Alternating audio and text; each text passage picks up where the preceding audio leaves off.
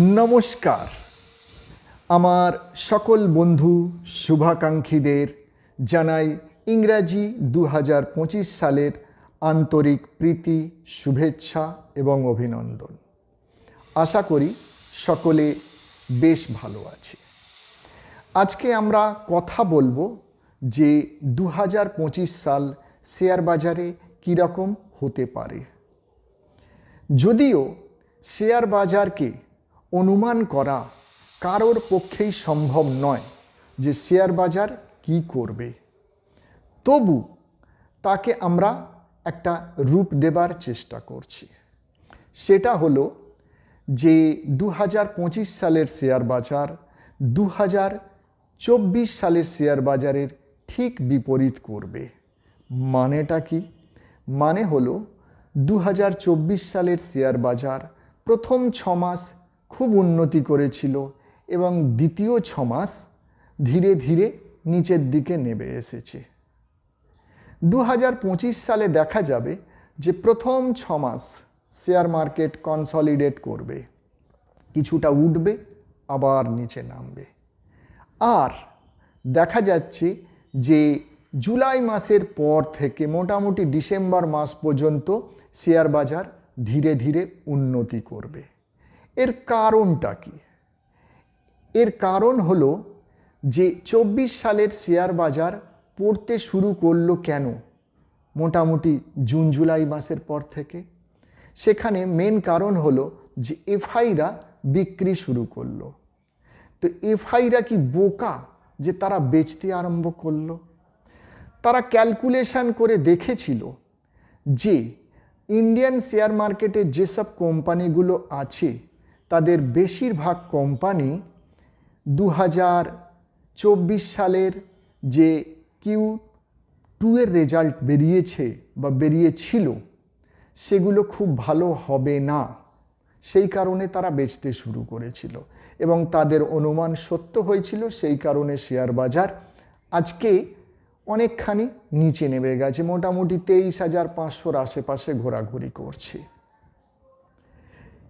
এরপর জানুয়ারি মাস 2025 সালের 10ই জানুয়ারি থেকে Q3 রেজাল্ট আসবে।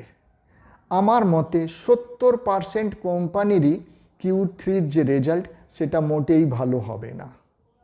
অর্থাৎ শেয়ার বাজার যে ফেব্রুয়ারি মার্চ মাসে খুব উন্নতি হবে তা নয়। যেমন আমি দুটো কোম্পানির নাম বলতে পারি, যে এশিয়ান পেইন্টস এবং গোদরেজ কনজিউমার। এই দুটো কোম্পানির রেজাল্ট Q3 যে আসবে সেটা ভালো হবার চান্স খুব কম। অর্থাৎ এদের শেয়ার ফেব্রুয়ারি মার্চ মাসে খুব বেশি ওপরে উঠে যাবে এমনটি নয়। শেয়ার বাজারকে প্রেডিক্ট করা মোটেই সহজ কাজ নয়, আমার মতে প্রায় অসম্ভব। তাহলে এইবার আপনি কি করবেন? শেয়ার বাজার নিফটি 50-র গড় রিটার্ন হলো 15 থেকে 16%। আপনি তার উপরে ভরসা করতে পারেন। আপনি টাকা লাগাতে পারেন নিফটি 50-র বিভিন্ন কোম্পানিতে ছড়িয়ে দিয়ে, অথবা নিফটি 20 যেটা আছে সেখানে আপনি ইনভেস্ট করতে পারেন। এবার আসি যে জানুয়ারি মাস, ফেব্রুয়ারি মাস বা মার্চ মাসে মেনলি কি হতে পারে। জানুয়ারি মাসের 6 তারিখ থেকে এফআইদের আগমন হবে। তারা কি করছে সেটা খুবই লক্ষণীয় বাজারের পক্ষে, কারণ তারা যদি আবার বেচতে থাকে তাহলে বাজার আবার পড়বে। 10 তারিখের পর থেকে Q3 রেজাল্ট বেরোতে শুরু হবে। বিভিন্ন কোম্পানির যেমন রেজাল্ট হবে তাদের শেয়ার সেই রকমভাবেই ওপরে বা নিচে যাবে। এ তো গেল মোটামুটি মাইনাস পয়েন্টের কথা। এরপরে আসি কিছু প্লাস কথা।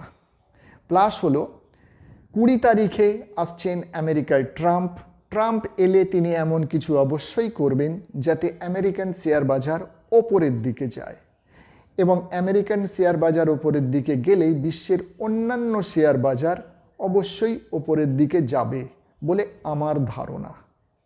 অন্তত তারা যেভাবে পড়ে যাচ্ছে সেরকমভাবে পড়বে না, বিশেষ করে আমাদের যে বাজার পড়ে যাচ্ছে। এরপরে আমাদের দেশে বড় ইভেন্ট হলো 1 ফেব্রুয়ারি বাজেট। বাজেট 1 ফেব্রুয়ারি শনিবার দিন, এবং বাজেট যেহেতু 1 ফেব্রুয়ারি শনিবার দিন আসছে, সেই কারণে এবারে ফেব্রুয়ারি মাসের 1 শেয়ার বাজার খোলা থাকবে। তাহলে আপনি এনজয় করুন আর একদিন বেশি শেয়ার বাজার।